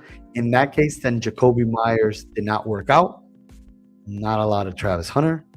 Not a lot of Brenton Strange. And yeah, for both Parker Washington and Brian Thomas to be as good, given their ADPs right now. All right, we are waiting for one more person. You guys want to hop on with us here? We are doing a Best Ball Mania. Thanks again for hanging out with us. And I plan to be back tomorrow night doing the same. This is our 3rd draft of the night. special one. Trying to get something here live with everyone. And again, I am hoping for the 101. Need more exposure to Jahmyr Gibbs, especially with how many Bears players I typically draft. Yes, I am a Bears fan, and that plays a part, but that is not why I'm doing all the draft. Obviously, I'm excited for that offense, and we saw how big that offense was last year. And here we go. We got the third pick. We got Paystacks back in the mix here. Saw him earlier. I'm not sure if it was last draft or the one before that, but we got the third pick in this draft. I like drafting out of the corners, usually on the back end of this corner, but I'm perfectly fine here. Let's see what falls our way. Could Jahmyr Gibbs randomly fall our way? That, my friend, would be great for us tonight if that happens. If Travis Hunter plays any significant snap, Parker is cooked, but I don't think he will. Yeah, I mean, right now, obviously, we're hearing everything is going to be that he's going to be a starter on the defensive side of the ball. He's going to play a lot there. But I've said this before. I think the thing with Travis Hunter and the reason why I've clicked his name a few times where we're drafting him is I just feel that every time you're going to see him on the offensive side of the ball, it's going to be designed for him. So not sure what that looks like as far as snaps go on the offensive side of the ball, but they should be more. There go. See, this is the time they get the second pick. My God. All right, we're going Jamar Chase here. Easy third pick for me. We just gave this scenario. The one time Jahmyr Gibbs doesn't go 1 is when you want to have the second pick and we get the third pick. Ain't that something? All right. We are starting this draft hot. We're going to get good. We're going to build something really, really solid as we continue to go here. We are in the first round. There goes a Christian McCaffrey pick, just like we talked about two drafts ago. We also did the same. McCaffrey over JSN. We'll see how this shapes up. We have a Cincinnati Bengal for the first round pick. That week 15, 16, and 17 is at Carolina. Week 15 at Indiana. Week 16 and then week 17 we have Baltimore. So we'll see how that turns out for us. We got a few familiar names in this draft right now. So let's see if I don't get boxed out of more things here. But I never hate a Jamar Chase start. This is always this to me is a pretty good start right here. When you start off with a Jamar Chase. I mean, really, these top 4 picks, especially these top 4 picks, I can't go wrong. But yeah, starting off with a running back is nice. I feel it kind of helps a lot, especially given the elite running backs are usually in the first 2 rounds. And when you're drafting from this corner over here, it's better to draft on this end over here when you're making that wide receiver to running back decision, in my opinion. 2024 Jamar Fed families. Absolutely. Yeah, Jamar Chase is, I mean, one would argue it's Buka, but I mean, it's just neck to neck right there. Talent-wise overall, Chase is the number 1 wide receiver in the league. The best. Dating back to college. Jamar Chase has been an absolute just beast. And he's been great at the NFL level as well. Never forget those camp reports news that we were getting after he got drafted. Oh, he can't catch the football and he's struggling in camp, and people were scared of drafting a player of that caliber, which is crazy. Man, Derrick Henry would have been nice for this. See, when I start like this, I do something a little bit different. And if you've been following my streams, I love Jeremiah Love here. I think this is the right click. I think Jeremiah Love, where we're getting him, this is going back to the I'm scared because I drafted Ashton Genty talks with people. Ashton Genty was getting drafted in the first round last year. And if he wasn't, he was getting in that 1-2 turn. So getting a Jeremiah Love in that 2-3 turn feels a lot better. And I don't think that price, I don't think those expectations are as high as we needed from a Genty. He was a 3rd overall pick this year, guys. They're going to utilize him. I do know Tyler Allgeier's there. I do like clicking Tyler Allgeier a ton, actually. I like Tyler Allgeier where we're getting him. But Jeremiah Love is going to be on that field a ton. Would not surprise me if he's on the field 80% of the time. And if he is, that is huge, huge, huge, huge where we are drafting him right now. All right. Let's see what we get here. Typically, I'm perfectly fine with these two, which is what I was going to say.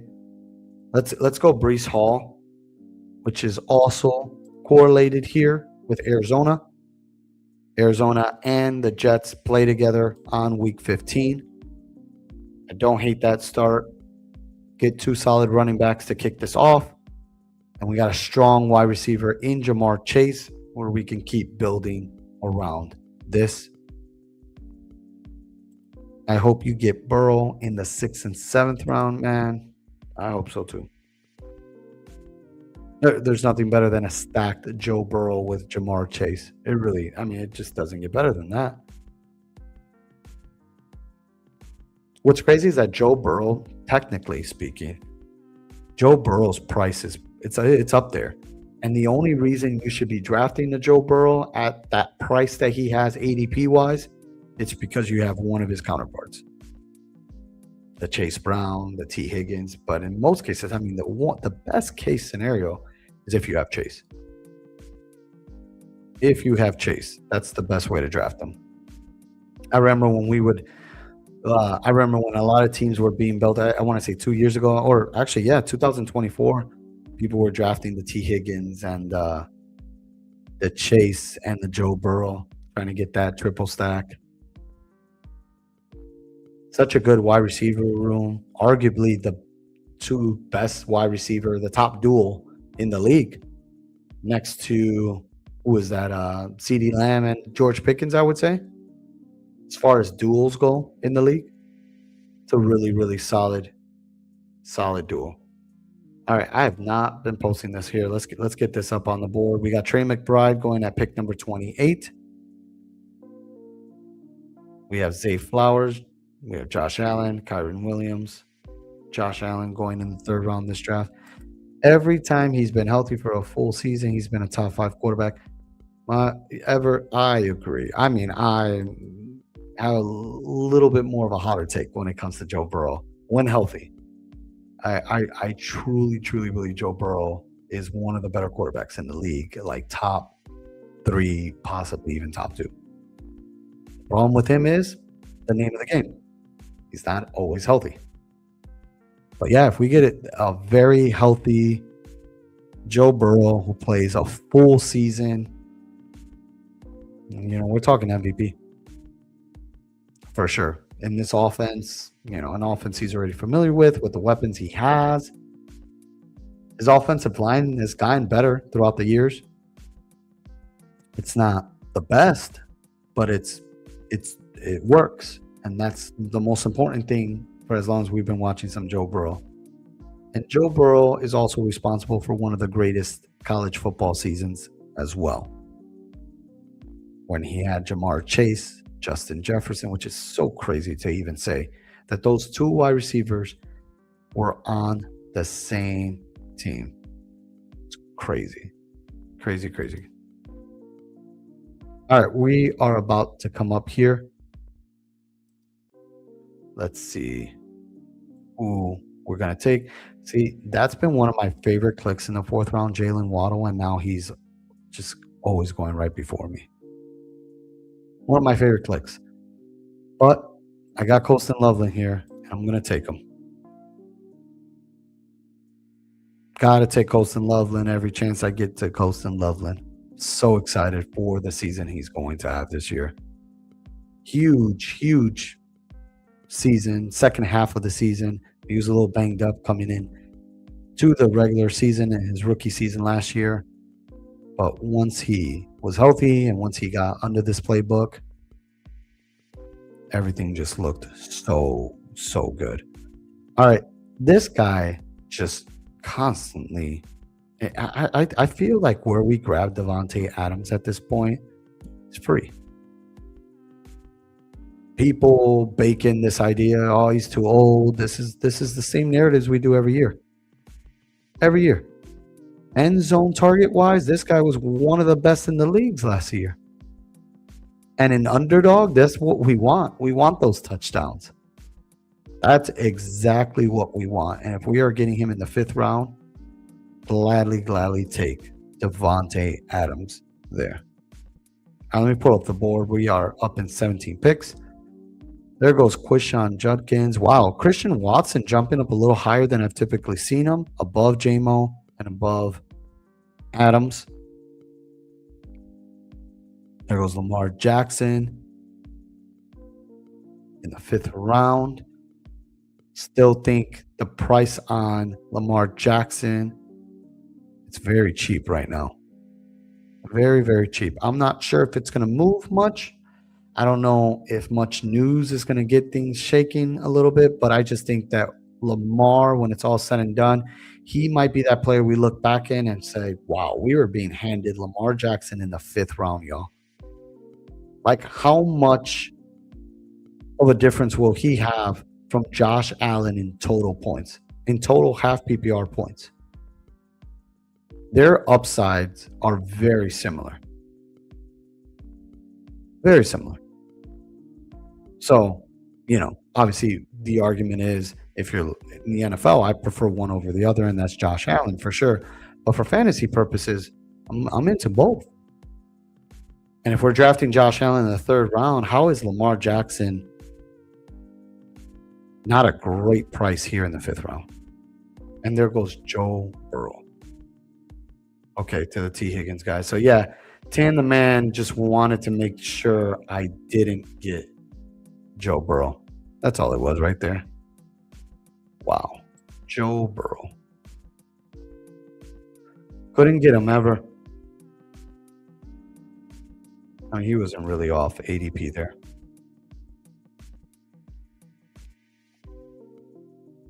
But I wasn't going to take him higher than that, given my whole spiel on the price of a Joe Burrow at this point, too. We're still shaping up to get something really solid here. Makai Lemon going earlier than I have seen him. Sounds like Swizzy Tone is looking to add Jalen Hurts where he typically falls. We'll see if that shapes up for him. We got Jadarian Price on the board still. Tyson, Harrison. I think I know exactly where I want to go here. But this wide receiver spot here, it just gets, it's not the best. I will say that.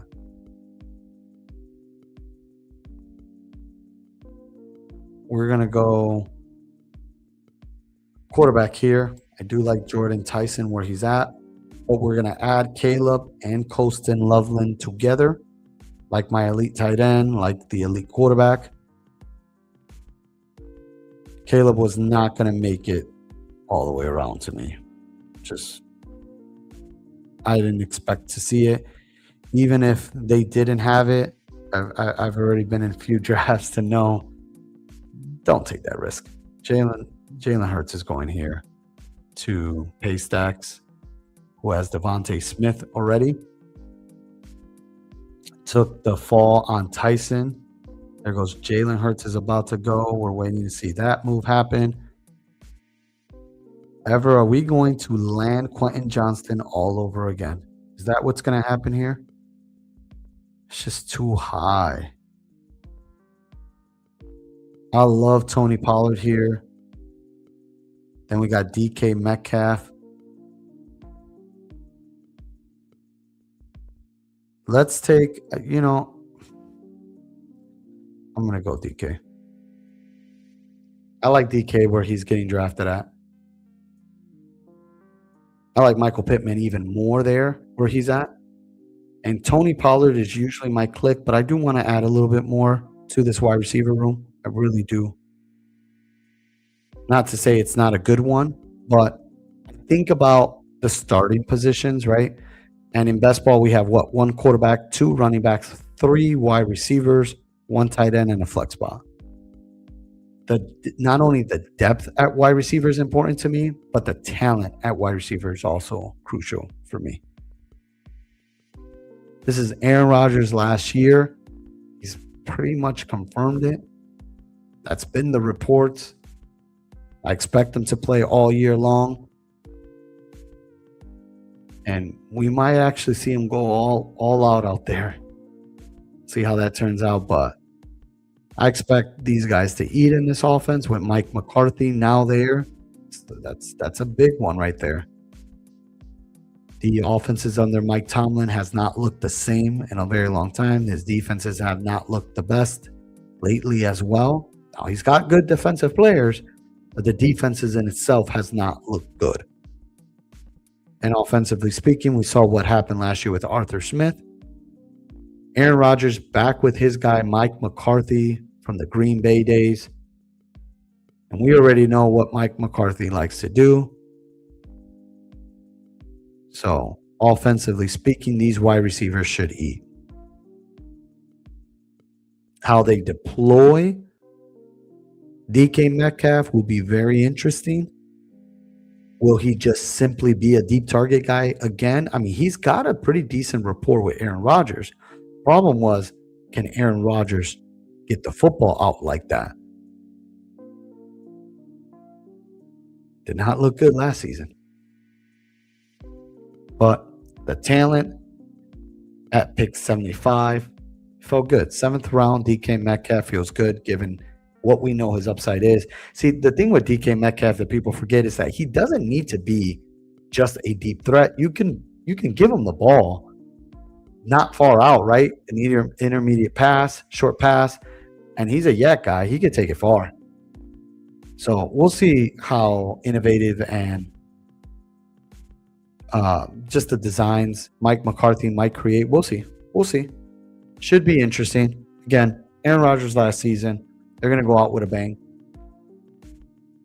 There goes my guy Blake Corum, just climbing up the boards. I'm glad I got as much exposure as I did to him. Getting him in the 100th spot, right around there.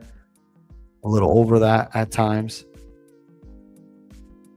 Kind of have an idea who I am interested in going with here. We'll see how this turns out.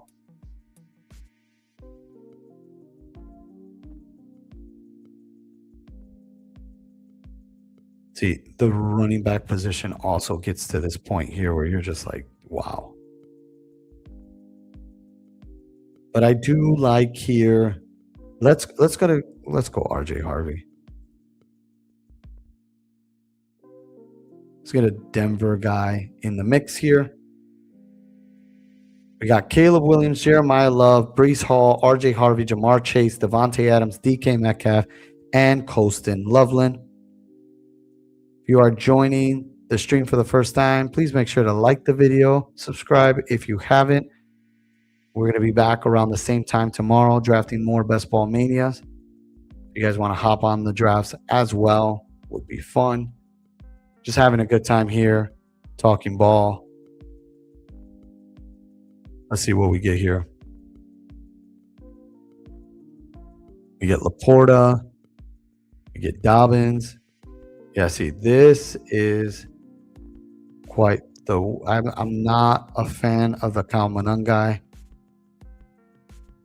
We can go the Jonathan Brooks route here. We need a Carolina guy as well for Cincinnati, week 15. I'd rather take Brooks, honestly, at this point. The Brooks case is really just If we're getting the Brooks that got drafted in the second round to the Carolina Panthers, if we're getting the Brooks that we saw at Texas before getting hurt or anything near that, where we're drafting Brooks is too low. He would need to go higher. I believe I'm at least over 20% of Jonathan Brooks right now. We'll see how this goes. 14 picks away. Let's pull up the board. See who we got here. J.K. Dobbins just went. Kyle Manungai just went. I've made that case before. Not very fond of it. Now, I'm curious if Kyle Manungai is really the guy who's switching now with Blake Corum as far as ADP goes. We're seeing Blake Corum shoot up higher, and we're seeing Kyle Manungai fall. Now, if we're going to start getting Kyle Manungai in the 10th or 11th round, will definitely be more in consideration for sure. But was not a fan of his when he was going in the 8th round. Absolutely not. There goes Kyle Pitts, our cover boy thumbnail guy that we have right now. I made a whole case about him earlier in the stream. If you didn't catch it, make sure to check that out after this stream here. But we love some Kyle Pitts over here. Really do. Hoping for a really strong year this year now. A new offense that might cater a lot more to his skill sets. So we should see how that is. I think Arthur Smith took the fun out of that one for us. Oh, Arthur Smith. The Jonnu Smith. Find you someone who loves Jonnu Smith as much as Arthur Smith does. The way he used Jonnu Smith after drafting Kyle Pitts as high as they drafted him. It was honestly beyond me how little they tried to utilize him, or how little they did utilize him, I should say, especially after the rookie season he had. I know he dealt with some injuries, but they really kind of phased him out. I thought Zach Robinson last year, now OC for the Tampa Bay Buccaneers, did a pretty good job with him last year. And once Drake London went down, Kyle Pitts was like up towards the 30% target share as well. So that played a big role too. Let's see here. Who is coming up here for us? Let's take Wan'Dale Robinson here. Wan'Dale Robinson always fits better for the PPR format. But given this offense and not knowing, Wan'Dale Robinson knows this offense. Him and Brian Daboll have a great relationship. He was brought over. They paid him a lot of money. One way or another, if he's wide receiver 2, he's going to get a lot of opportunities. I don't hate it. Not usually one of my favorite clicks right around there. But I don't hate going down that route there. So now this is usually when we get to this point where you're looking at the quarterback position as well as the tight end position. We do have Colston Loveland on our team. I'm going to go a little bit higher here. I'm going to take Rashid Shaheed. Still like Rashid Shaheed a ton. I've taken Stephon Diggs over him. Shaheed has shot up the board a lot more, especially with the news we're getting. But here's the thing with Shaheed. Don't just stay stuck on where his ADP was and where it's at now, but think about the type of player Rashid Shaheed is. And he's always been a very underrated player back when he was with the New Orleans Saints. Been very fond of the player and how good of a wide receiver he is. I don't think he gets enough credit and love for how good he is. Very underrated in my books. Last year he gets traded. There was a lot of hopes, including for myself. I know I had waiver wire shows where I was talking it up because of the relationship he had with Clint Kubiak and just how well he knew that offense. But Torrey Horton going down, I think, played a massive role for this team, and they needed someone on special teams, and that's kind of where Rashid Shaheed went. And we saw the target share for JSN go all the way up. They were trying to depend on the run game a little bit more. There was a lot. That went down there.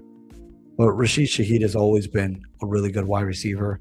And I think the more drum beats we hear, the more noise we start getting, he's gonna move up more for sure. I think he ends up, when it's all said and done, by the end of best ball season, he'll be in the 9th round. Would not surprise me. Over Wan'Dale Robinson, over Jaden Higgins, heck, even right around here where Romeo Doubs is at. That's how good Rashid Shaheed is in my book. That stretch him and Derek Carr were on before the team all went to IR was crazy. Yes. Clint Kubiak, there. They were like one of when it came to pace, EPA, everything, they were the top team in the league. Everyone had them written down as the team to go to the playoffs. I mean, it was such an insane run. But yeah, him, Shaheed, Olave, everyone looked great in that offense. And then Derek Carr started throwing some medicine balls to our boy Chris Olave. A few concussions knocked them out, and the team started looking different. All right. We are about to come up here. Cam Ward, perfect spot for him, especially with Wan'Dale Robinson. We need some quarterbacks in our room. Jalen Naylor comes off the board there. There are some options we have coming up here.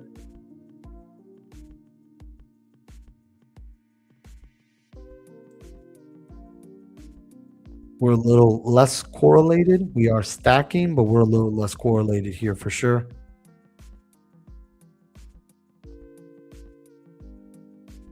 Like some wide receivers here that are still left on the board, but I'll be honest, I have a different route. I'll let you know once we get there. And I think I'm just going to do I want to take Daniel Jones? I know we talked about Travis Hunter. Yeah, I just think overall, this might be the best route. Yeah, let's take Daniel Jones here. Get 3 quarterbacks in this room. Are you a Torrey Horton guy? Yes, I do love Torrey Horton. I really do. We'll see what his role looks like next year in this new offense. We'll see how Sam Darnold. I mean, it's really hard to get a feel. Obviously, new offense coming in. They're going to try to obviously keep the blueprints and basically some of the fundamentals of what Clint Kubiak did for them. But I don't know how much they're going to lean on the pass. The run game, obviously you no longer have Kenneth Walker there. Zach Charbonnet is hurt. They just invested a first-round pick on Jadarian Price. I don't know how much they plan to lean on the run game early. So hopefully we do get to see guys like Torrey Horton a little bit more out there. But if this offense becomes any bit concentrated, I fully expect it to be Rashid Shaheed and obviously JSN. They got their tight end position. They got AJ Barner. They like him a lot. Elijah Arroyo was drafted with it seemed like they had a plan for him. We'll see how he looks coming out of University of Miami. Another guy who kind of profiles more as a good pass catcher, receiver kind of guy. We'll see if he kind of eats into all that. But I think Torrey Horton, when it's all said and done, he's going to have a fun role. You're getting him in the 18th round, spike weeks. It's going to work for sure. You got to look up the video Kubiak comparing Torrey to Jay. Oh, no, I remember that. I think that was a big part of the conversation everyone had last year, picking him up in waiver wires and how much fab they were willing to put on him. It was a lot to do with that story driven. Again, we'll see. Clint Kubiak is no longer there, and that was his opinion on Torrey Horton. I believe Torrey Horton went to Colorado, right? He's not a bad player. He's a really good one. I just don't know if they view him above Rashid Shaheed right now. They also invested a lot on Rashid Shaheed, but I fully expect Torrey Horton to have a bit of a role on this team. Hopefully more than just special teams, because we know how electric he is already as a special teams player, as a punt returner, kick returner. But I do expect him to be out there on offense. All right, we're about to come up here. We got 3 quarterbacks. We went a little bit different with Cam Ward and Daniel Jones. That's more to do with the quarterback 2, just wanting to feel a little bit stronger there. They are guys. Let me see who. Isaac Tesla just went off the board. There's a few guys I really like there. You get a lot of Adonai Mitchell at this point. I always do.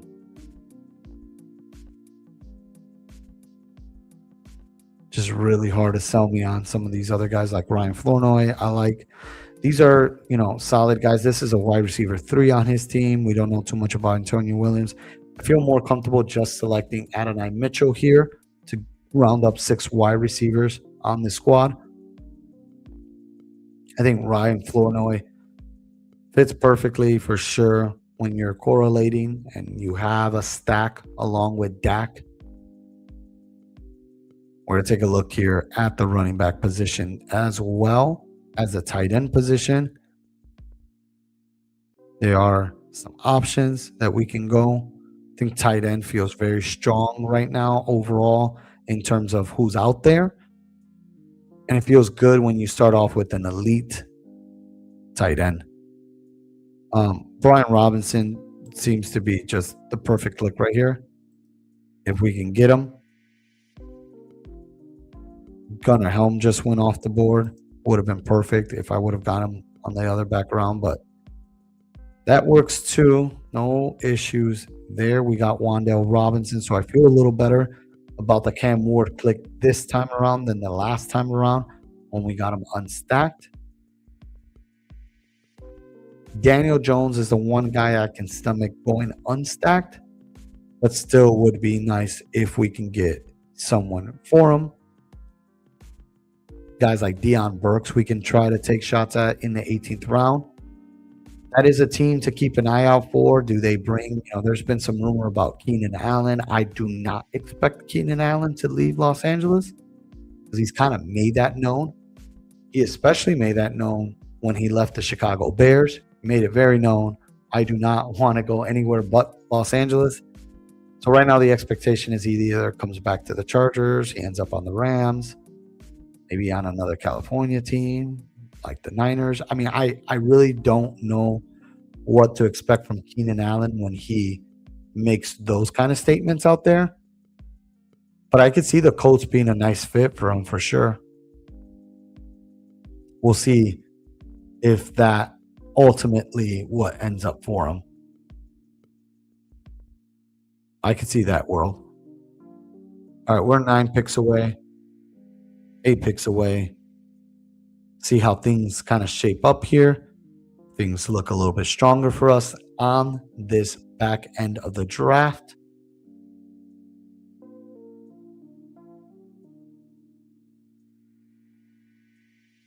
And there goes Calvin Ridley and Zachariah Branch. But we're off to a strong start. We got 6 wide receivers. I'm good with that right now.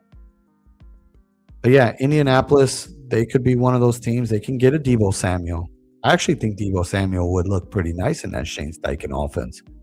It's not the same Deebo that we remember in San Francisco, but I still think he could be good enough there. The question is, if they go after a Deebo Samuel, they go after a Keenan Allen, the impact that would do to a Josh Downs and Alec Pierce, could that say a lot about Alec Pierce? Is Alec Pierce healthy to start the season? More like, is he 100%? Because he's going to start the season, but is he 100% going into the season? There's a lot of reasons to be on the other side of that. All right, we do have a correlated piece we can add here, but I'm going to take Terrence Ferguson before that in hopes that I get him here. Marshawn Lloyd would have been another good one because we needed a Green Bay guy. We needed another tight end. I feel good about a Loveland Ferguson room right here to have 2 tight ends. We have 3 quarterbacks. We have 5 running backs. And hopefully here we can add another position. And again, I've been kind of holding off from saying it. Every time I've been saying it on this stream, they get taken right underneath my feet. Let's see if we get our guy here. And boom, we got our guy. Elijah Surratt. Wanted to get him here. Correlated with Jamar Chase for that week 17 combo right there.